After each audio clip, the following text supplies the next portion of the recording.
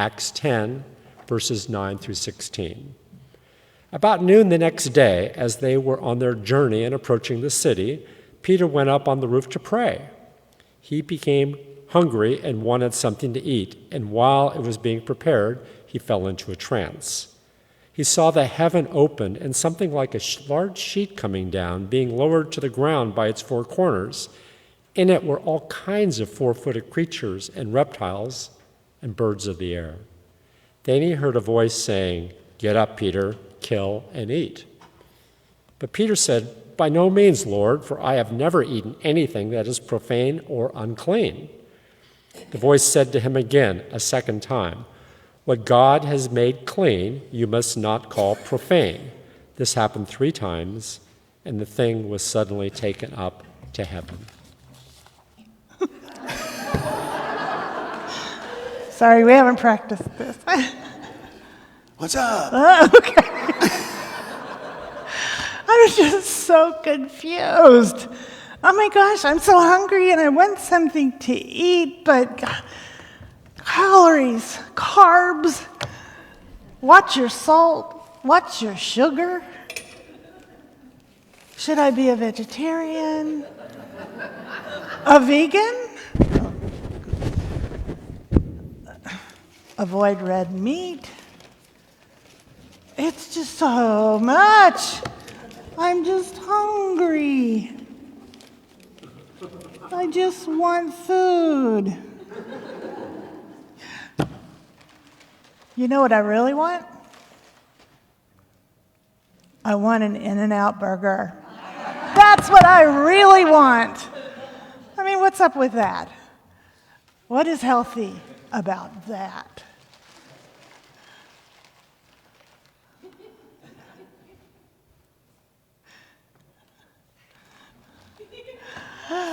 Oh my God, how did you know?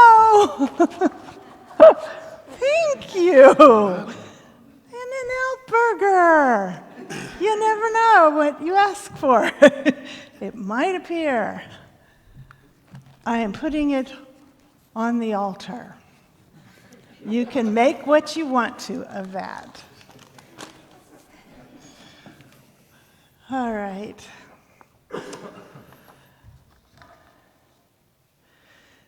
So,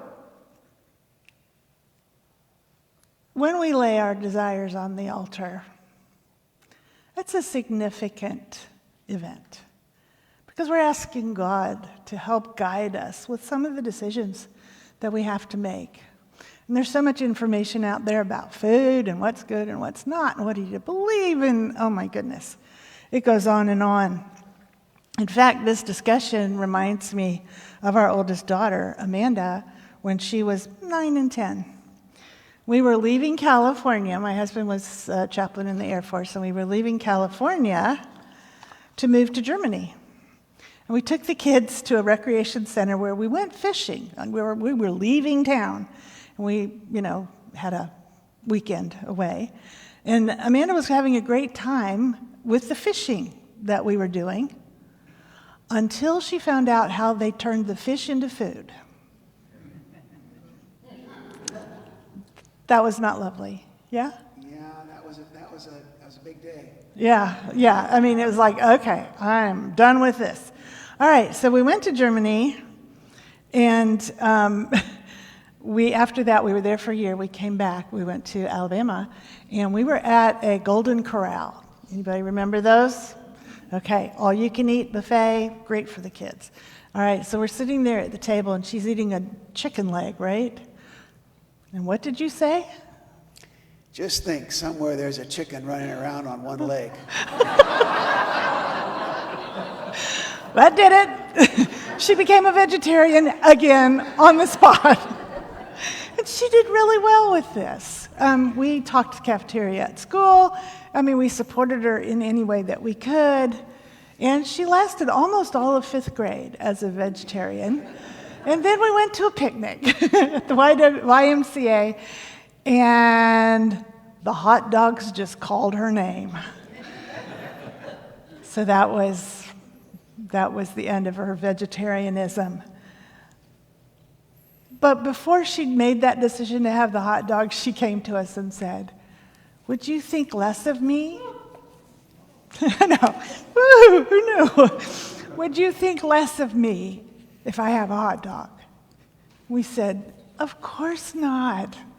You do what you feel led to do."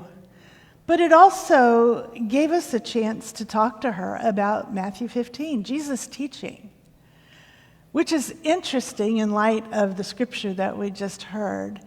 Jesus basically said, he's talking to the Pharisees and the scribes, and they're challenging him because his disciples kept breaking the rules, all right? And in order, that was against the purity laws of the time, as Chris mentioned earlier, and there were a lot of them, just saying. So he says, "You hypocrites, Isaiah prophesied rightly about you when he said, 'These people honor me with their lips, but their hearts are far from me. In vain do they worship me, teaching human precepts as doctrines.'" Then he called the crowd to him and he said to them, "Listen and understand. It is not what goes into the mouth that defiles a person. It is what comes out of the mouth that defiles." And we shared that with her, especially that last part. Honey, it's not what you eat. It's what's in your heart and what you say and what you share and how you act. That's what's important. So let's talk about Peter for a minute. It's hard for us to fathom how startling that vision would have been for Peter. God broke all the rules. Big time rules. In fact, there are many ways the rules were broken in this story. Peter had been staying in Joppa with Simon the tanner. Okay, rule number 1. This would have been against the purity laws because urine is used in the tanning process, and that's a no-no. Cannot be around that. So he's already beginning to break the rules. Meanwhile, in Caesarea, there's a centurion. Okay, that's a Roman officer named Cornelius, a man of influence, who worshiped God in his household. An angel visited him and told him to send for Peter to come and see him. So he sends a soldier with 2 slaves, and while those messengers are in transit, that's the they that was in the first part of that passage, Peter goes up onto the roof to pray, and he's hungry. So the lesson is, don't pray while you're hungry. Okay, so. Well, so, do you want to know my takeaway? Never pray on an empty stomach. There you go. You know that may happen. So the messengers arrive asking for Peter. Meanwhile, Peter's thinking about the dream that he was in a trance, this dream that he's just had. And the Spirit tells him, it's very interesting in the story how the Spirit sort of lines everything up. The angels go to Cornelius, say, "Go get Peter." Peter's praying, and the Spirit says, "There's going to be somebody coming to see you. It's okay. It's legit." All right, so everything's lined up. So the men arrive, and they're saying, "Is Peter here?" And so he agrees to go with them. And they go to Cornelius' house. That's another thing that you don't do. But Cornelius wants to worship Peter. Peter says, no, I'm just a mortal, just like you. He also says, "You yourselves know that it is improper for a Jew to associate with or visit an outsider. But God has shown me that I should not call anyone profane or clean." He got the message. You see the pivot there? The message has gone from talking about food and eating to talking about people. I should not call anyone profane or unclean. That is a super significant teaching. But there's further to go with how we see people. Peter has been called to become, a term I really like, an edge walker. He's walking the edges of two different worlds. And he's got to navigate both. Now, as Chris set it up so perfectly, Peter is spreading the word of Jesus. He is converting people. That's what he's about. But he's a Jew. So he also knows that world. And he's trying to navigate the edges of both those worlds. It does not go well. It's not an easy journey in Acts for Peter. But he's faithful. The disrupting vision that God is catapulting him into a new way of practicing what he believes. In some ways, we also have to learn to do that when we navigate our own world or work to change a system we don't agree with. One way to do that is to figure out who or what is our opposition. In Ephesians, Paul tells us, and I used this passage in my New Year's Eve sermon. I'm sure you all remember that. But I really like it, and I use the King James language. It says, "We wrestle not with flesh and blood, but against principalities, against powers, against the rulers of the darkness of this world, against spiritual wickedness in high places." So there are systems of power that are in place that God can help us dismantle and disrupt. But we still have to deal with the people, the principalities, the systems, the governance, the darkness of the world. That's the enemy. It's not the people. It's not the neighbor next door who has that sign out that you don't agree with. Jesus would be clear on that. And those of you who saw Godspell will probably remember they asked the question. And the thing is, we need to work on ourselves first. And then when we can do that, we have the capacity to love others. And it asked the question in Godspell, how can you take the speck out of your brother's eye when you've got a plank in your own? I try to ask that question every day. And it's not a pretty question, you know?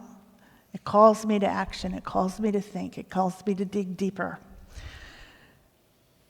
I have a little tool that I've developed. My husband teases me about it all the time. It's called my indignant meter. Guess where it lives? When you feel indignant, where do you feel it first? In your gut. Yay, thank you, Jerry. In your gut. Well, I'm a mental person, okay? I process everything cognitively. So feelings and bodily reactions, I'm not as tuned into those. I've had to learn how to tune into those, all right? But when I have recognized that when I'm feeling indignant, that's the first place I feel it. So my indignant meter lives right here, okay? And what happens is, when my body has a reaction to something I hear that I don't like, and I have that reaction, I pay attention. What I've found is that my meter is starting to spin, or it's going like this, all right? And that's the time when I need to catch it. Because if I don't, it'll just keep spinning, and it'll grow, and it'll travel, and pretty soon I'm consumed with whatever it was that I didn't like. But if I recognize that disturbance or that distraction or that disruption right away, I can stop. I can stop myself from falling into the spiral of despair. I can unpack it a little more easily if it doesn't have so many layers on it. So I pause and I ask God, what is the lesson I need to learn here? I need to learn a lesson. I need to love more. That's a process that has worked for me. I'm giving it to you. And now Richard is going to explore a little bit more, a lot more actually, about love.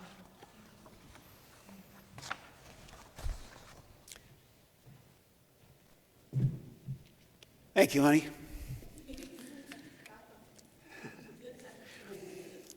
I'm sorry I missed some of my cues. I couldn't hear everything she was saying back there. But we got this call in the morning, and we already had a pretty full day planned. We did get a little time to work on this in the afternoon. But we were going out last night to our first Taylor Swift concert. Yeah, real. I want to talk to you. You reacted to that. Thank you. Yeah. So this is over at the OC Fair, and my niece, she's quite a dancer. She's one of the 4 backup dancers, and she choreographed the dance movement for all of them. I've never seen her in a live show, so I got to see her in a live show. That was pretty exciting. It was very loud too. Yeah, it was a tribute band. Yeah, it was a cover band. Yeah, very loud speakers, subwoofers, everything like that. And then there were the kids all around us, standing up and yelling all the time. So I'm still ringing with that experience.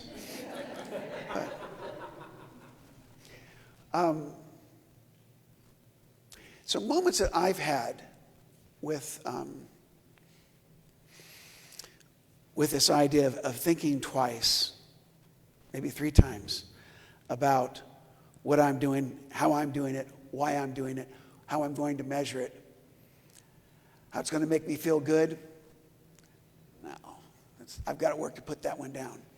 But it's what I'm supposed to be offering. And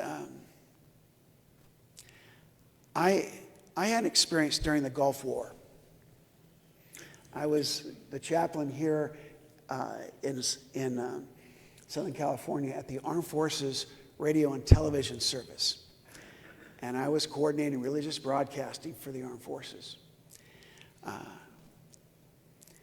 It was pretty interesting to hear questions about how you would think about the enemy you were supposedly fighting. And I got a request to speak at a church down in San Diego about this. So I entitled a little talk called, "Where's the Front?"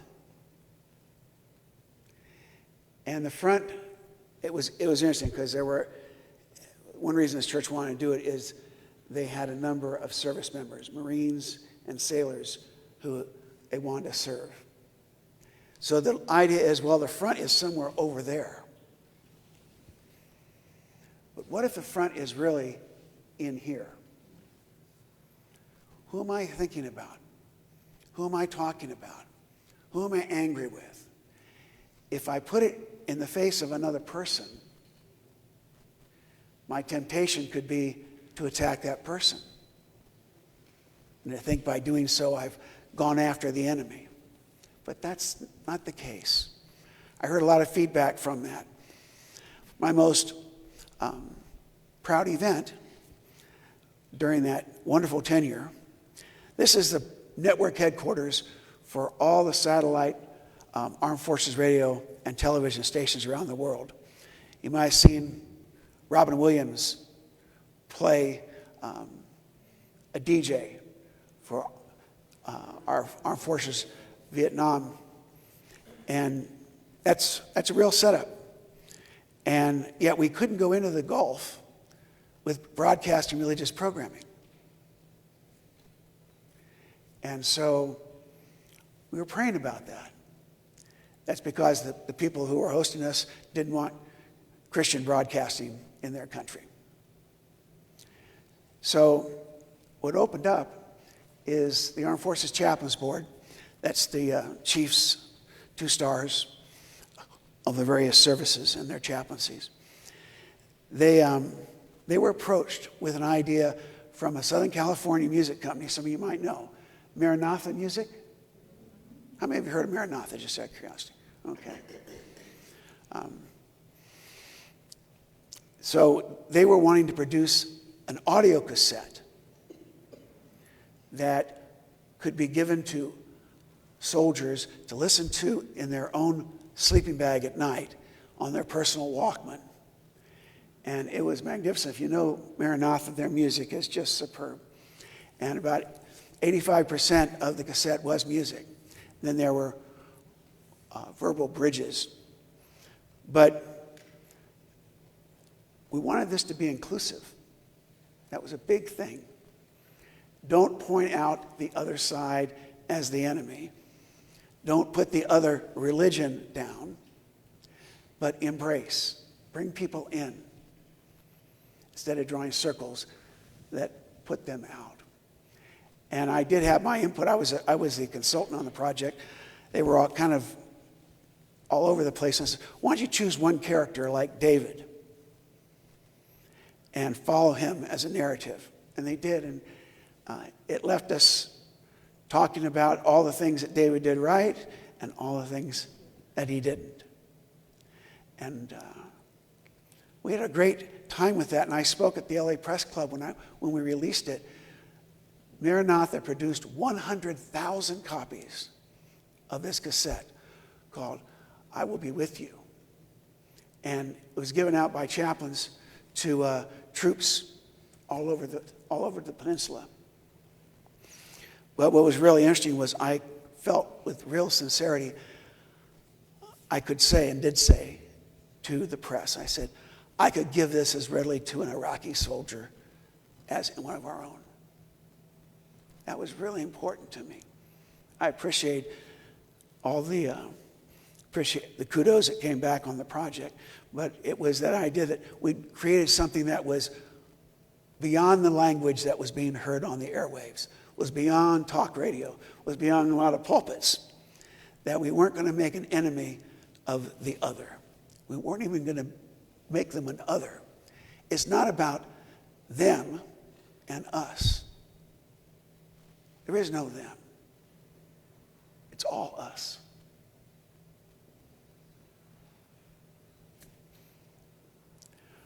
So another event that I had, I was stationed in San Antonio, Texas, where a lot of the troops, after they'd gone through basic training and officer training, they would go to some advanced training there. And at this point, I was working with the Marine Military Police School. And they were located there because we had our training there, Air Force training there, and they had used some of our facilities. And we had an incident happen on October 23rd, 2013. Not 2013, it was 1983. You would have had a 3 on the end of it. 1983. I actually had orders to leave for our next assignment, but there was a tragedy. A group of terrorists in Beirut drove a truck full of explosives into the Marine barracks, killed 220 Marines. The Marines had been invited there by the Lebanese government to be part of a peacekeeping force. That was their mission. But again, hatred doesn't always define missions very well. It's them or us.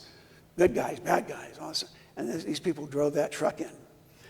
The challenge was that a lot of them were recent graduates of the school. And there were a lot of our current students there, young Marines.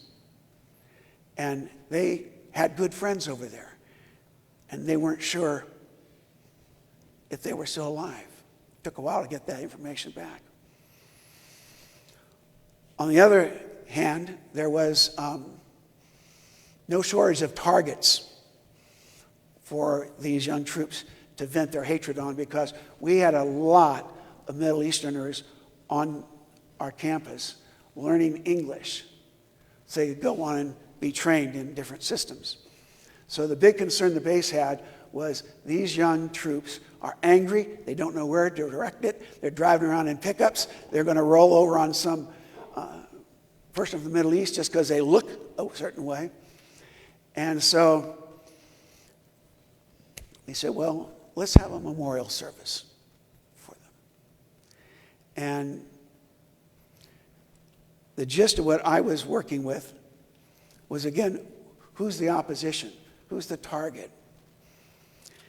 And it occurred to me to say to them, And I had all the other chaplains doing parts of the service too. It was a great interfaith service.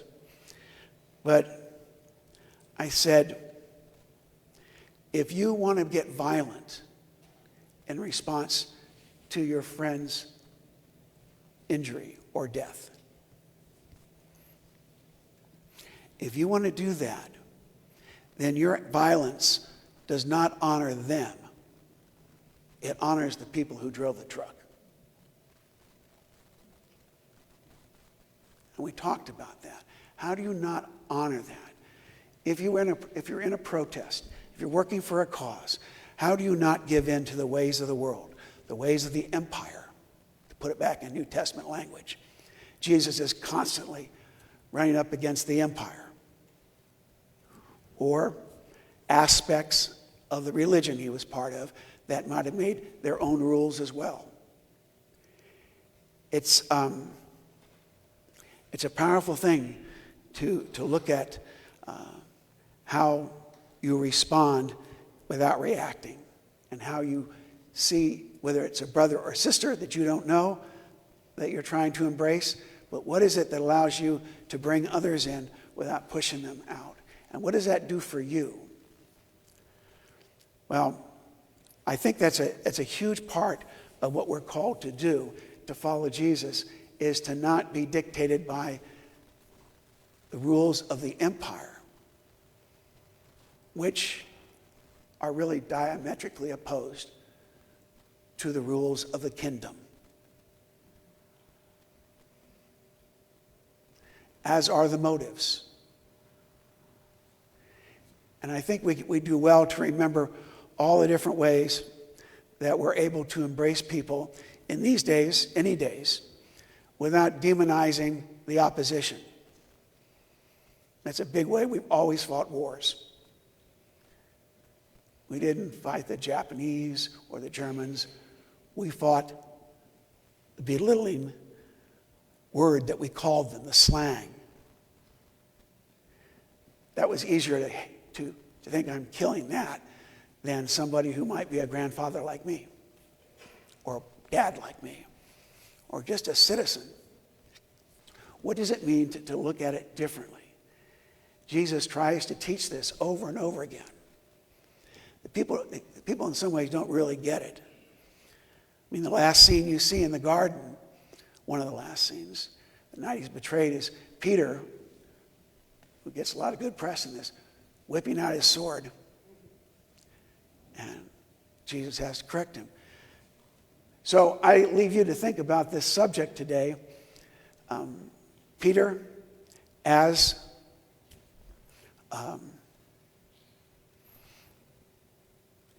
an edge walker, meets another edge walker.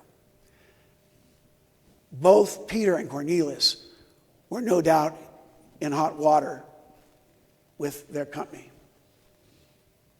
That's important. You don't usually get points being an edge walker. But it's what it means, and it's a spirit of adventure to follow Jesus, to do this, but to do it his way rather than do it the world's way and call it following Jesus is really a big call. So we had one vacancy in the music today, and it worked out well because I'm going to share with you now a little video as the close of this music video by a woman who's become very popular with us. And the church we started back in St. Louis, she was from nearby in Indiana. She's a singer and writer of songs that bring people together. And this one seemed to resonate with the song I think that was done last week, maybe at Kate's suggestion. And it's also got dancing, which I really love. So I'm going to offer it to you. We'll do the benediction, and we'll get you out. But it's called There's Room at the Table. It's a big question. This table thing, one of the biggest problems we got is we say you're invited to the Lord's table, Shut up, Lord. I'm going to tell them the rules. That it's not, we don't treat it like it's really belonging to the Lord. We got rules in most churches as to how you get to that table. And it often draws people out. So let's play it, and hope you enjoy this.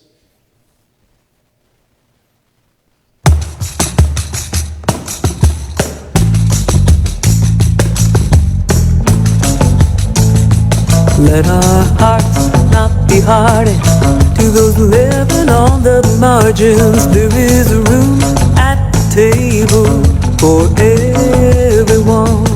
This is where it all begins. This is how we gather in. There is room at the table for everyone.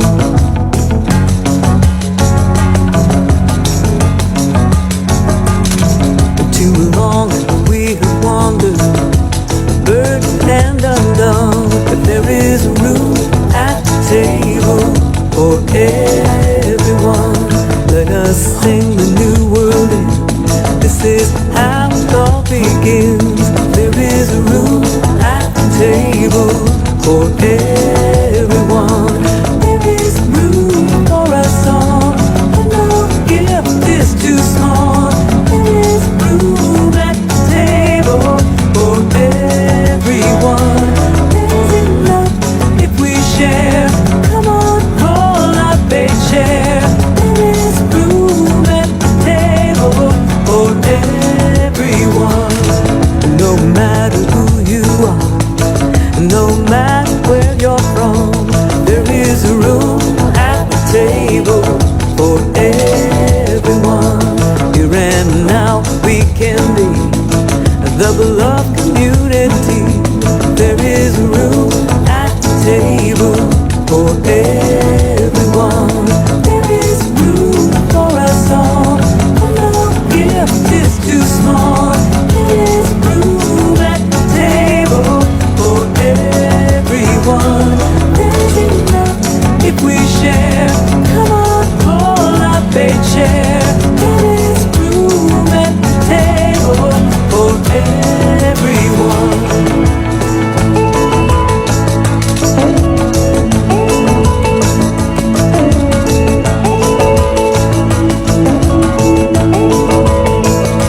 There is room for us all, and no gift is too small. There is room at the table for everyone. There's enough if we share. Come on, pull up a chair. There is room at the table for everyone. Let our hearts not be hardened to the living on the margins. There is room at the table for everyone. This is how we gather in.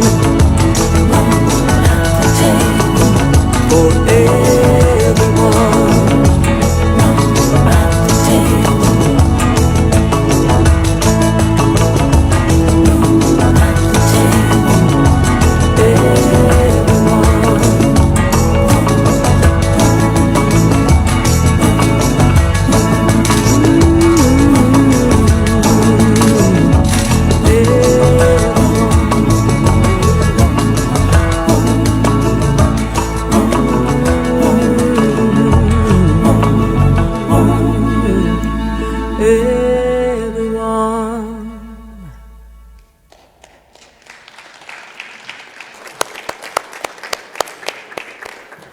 Carrie, again, is you can find her work, Carrie Newcomer, on YouTube. You can see a number of those. She's just great. Brings people in, brings them together, as does this benediction.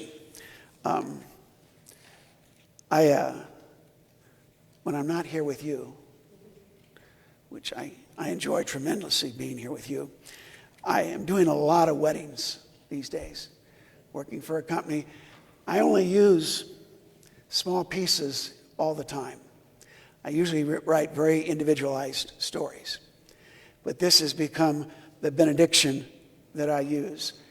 It is from Paul's letter to the church in Philippi. This is considered by a lot of scholars to be Paul's favorite church. Why? Because he doesn't spend any time correcting them. He's pretty happy about these guys and gals. But this is Philippians 4. Most of all, friends, always rejoice in the Lord. I never tire of saying it. Rejoice. Keep your gentle nature so that all people will know what it looks like to walk in his footsteps. The Lord is ever present with us.